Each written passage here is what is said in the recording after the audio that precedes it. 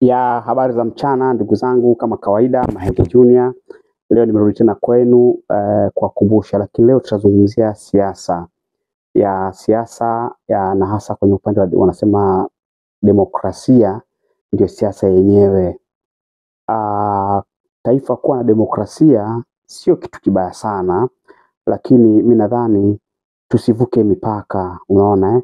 Yaani tusivuke mipaka kiasi kwamba tukashindwa kuitendea haki hiyo demokrasia. Demokrasia haimaanishi kwamba lazima wewe mtu mpinzani ama chama tawala kumtukana mwenzako, yani kumdhalilisha, ndio demokrasia. Demokrasia haina maana kwamba wewe unatakiwa umkandamize mwenzio kwa sababu una madaraka, basi unatakiwa umkandamize mwenzako. Kwa mfano tuseme leo CCM ikandamize Chadema, ikandamize ACT Wazalendo na vyama vingine kwa sababu wao tu yani wana madaraka. Hapana. Demokrasia labda ina maana kwamba watu tuwe na uhuru wa kutoa maoni yetu, yasikilizwe, kama ni mazuri basi yafuatwe ili nchi iendelee. Unaona, demokrasia ni njia ile ya watu kukaa pamoja, kuongea mambo ili mradi mfike njia, yani mpite njia moja kama taifa. Inawezekana ama hata kama familia.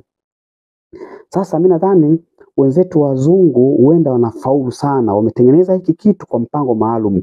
Wamefaulu, yani wamefaulu sana, wametengeneza demokrasia lakini wanaweza kuitendea haki. Lakini sisi tatizo liko kwa sisi wa Afrika ambao tumeletewa hii mifumo na tunapenda kuiga, mwisho wa siku mambo yanakwenda tofauti sana na demokrasia. Nimejaribu kueleza hivyo, inawezekana kuna sehemu nateleza kuielezea sana demokrasia, lakini lengo langu ni kwamba natamani kama Afrika tuwe na kitu kimoja, tuwe na kauli moja. Afrika tuwe watu ambao sasa tujadili maendeleo ya nchi zetu. Yani tusijadili maendeleo ya nchi nyingine. Yani hata kama tunataka tuige mambo ya wenzetu, lakini tunatakiwa tuige mambo mema ili yawe faida katika taifa letu. Lakini kidogo narudia tena kusema Afrika mambo yamekuwa tofauti. Sasa leo hapa nitawazungumzia sana Chadema. Yani kama watanielewa vibaya basi wanielewe vibaya, lakini lengo halisi natumia ile haki yangu ya kidemokrasia kushauri.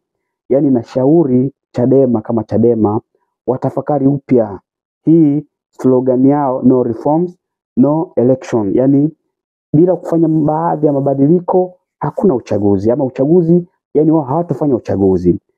Ni haki yao labda kikatiba, ni haki yao kama chama wameamua, ni sawa. Lakini mimi nawashauri kwamba naona kwa mtazamo wangu ni kama wanaenda kupotea. Ama kuna mambo mawili huenda yakatokea. Either wanaenda kupotea, sehemu ya kwanza. Sehemu ya pili labda wanaenda kuivuruga nchi, na hilo sio lengo halisi, kwa sababu leo hata kama nchi itavurugika haina maana kama wao ndio watashika madaraka ama wao ndio watakuwa na amani. Si kweli. Nchi kivurugika maana yake sisi wote tutakuwa kwenye maafa, na hilo sio jambo jema, kwa sababu tunatakiwa tujifunze kupitia mataifa jirani. Leo Kongo, angalia leo watu wanauana, wa Kongo hawana amani, miaka imeenda mingi sana. Sasa kwa nini leo tuige mifano mibaya? Baada ya sisi leo tukae kuishauri Kongo ama kuambia Kongo watulie, sisi tunaanza chokochoko. Sio mtabiri na wala sizungumzia ama siombee haya yatokee, lakini labda ninavyoona huenda vikatokea mambo kama machafuko. Sasa basi mimi natamani kuwashauri Chadema, kwa maana hii slogan ambayo wamekuja nayo haitawasaidia kabisa. Yani sana sana ndio nimesema hizo mambo mbili lazima yatokee. Ya kwanza ni kukivuruga chama, kukipoteza. Njia ya pili ni hiyo, lazima kutakuwa na jambo la michafuko katika nchi, haitasimama vizuri. Anyways, inawezekana mkanishambulia na matusi na nini, lakini naomba mnisikilize vizuri sana. Chadema ama vyama vya upinzani tuliwaamini kama Watanzania. Mimi ni miongoni mwa watu hao. Mimi niliamini sana kwenye upinzani kwa sababu tokea nimepata akili zangu sikuwahi kupenda serikali yangu kiukweli. Yani nikiwa mkweli kutoka moyoni, sikuwa mzalendo kwa maana ya kupenda taifa langu, na sikuwa mzalendo kwa sababu ya kuna baadhi ya mambo hayakuwa yanakwenda vizuri. Mimi naamini kuna watu kama mimi. Hii historia ambayo naitoa hapa, kuna watu wanafanana na mimi. Yani wao tokea wamezaliwa, wamefikia hatua yani ile umri wa kujitambua, hawakuwahi kupenda Tanzania. Lakini Mimi binafsi kuna muda nilianza kuipenda Tanzania mpaka leo hii. Yaani kuna muda nilifikishwa nikaanza kuipenda mwenyewe Tanzania. Nimeitangaza nchi yangu na sasa naendelea kuitangaza. Kwa sababu kuna mifumo miwili tofauti imepatikana. Ule mfumo ambao mimi nilikuwa nauchukia umeondoka.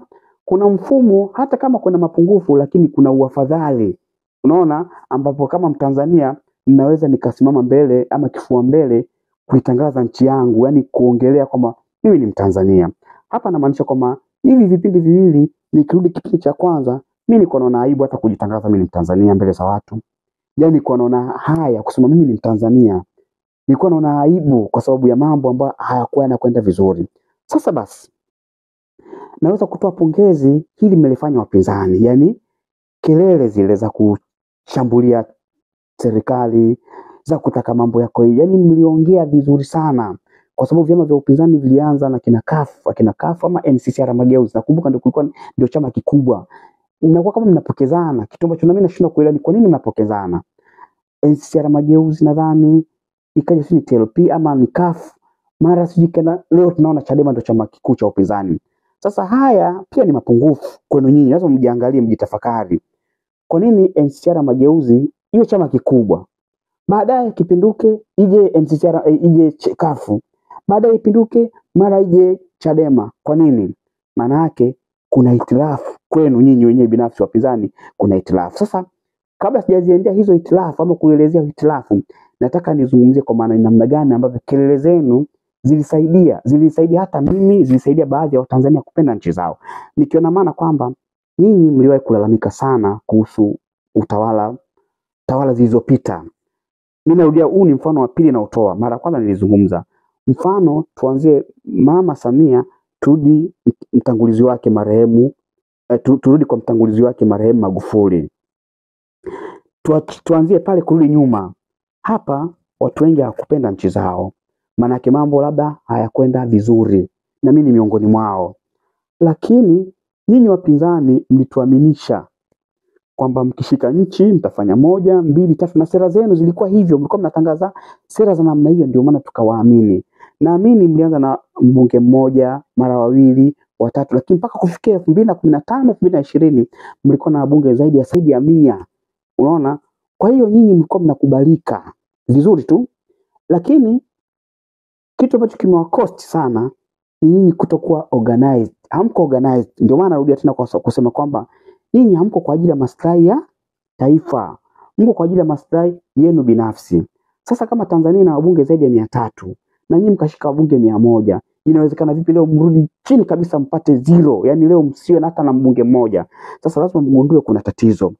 Though mnasema kwamba CCM inaiba kura, CCM inawadhulumu.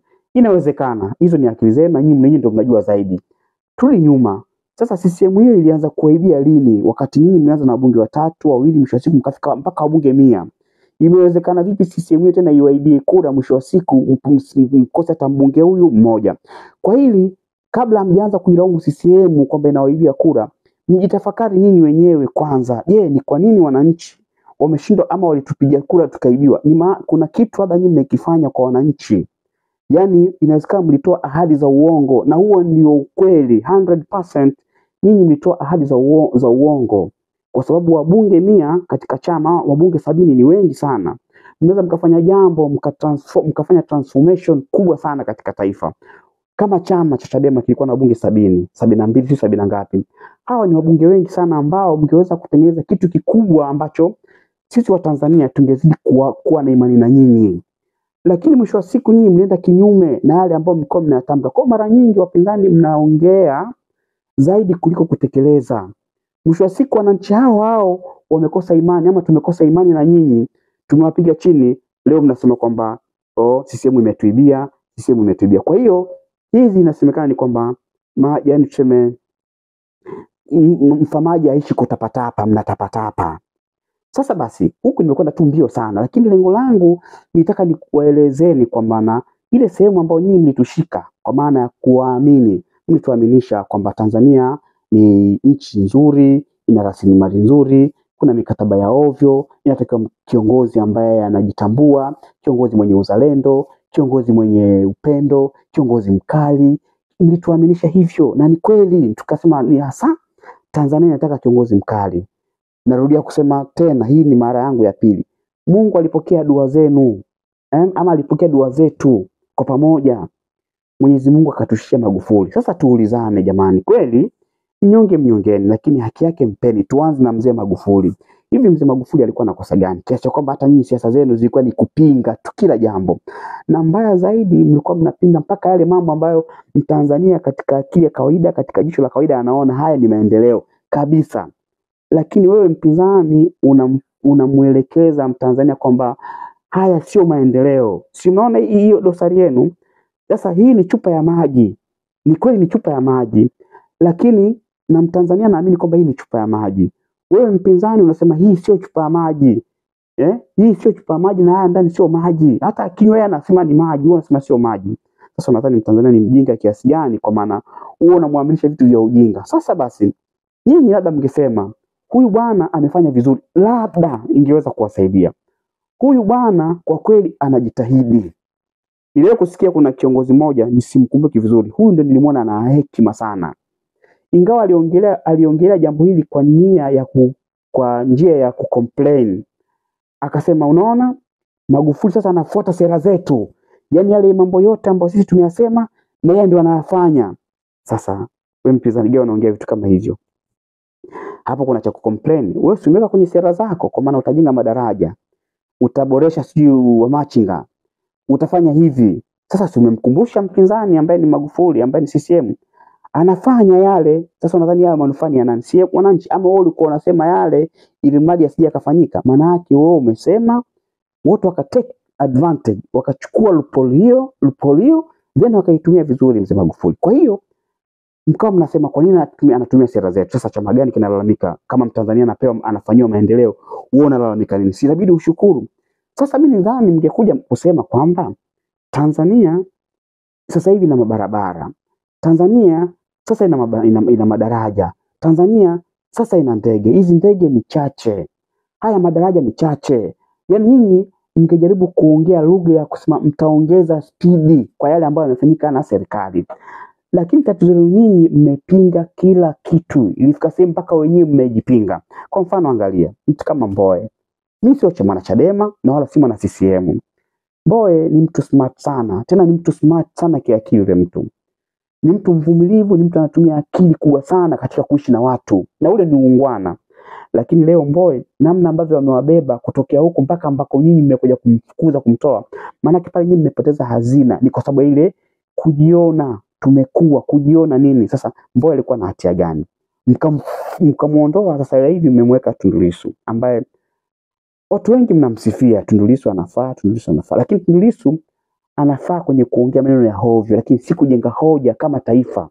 Yaani Tundu Lissu inawezekana yeye anajenga anaongea maneno kwa kuatia chuki wananchi, yani kukufanyia brainwash kuamini kwamba jambo jema liwe baya, na ana uwezo huo. Mungu amempa hiko kipaji.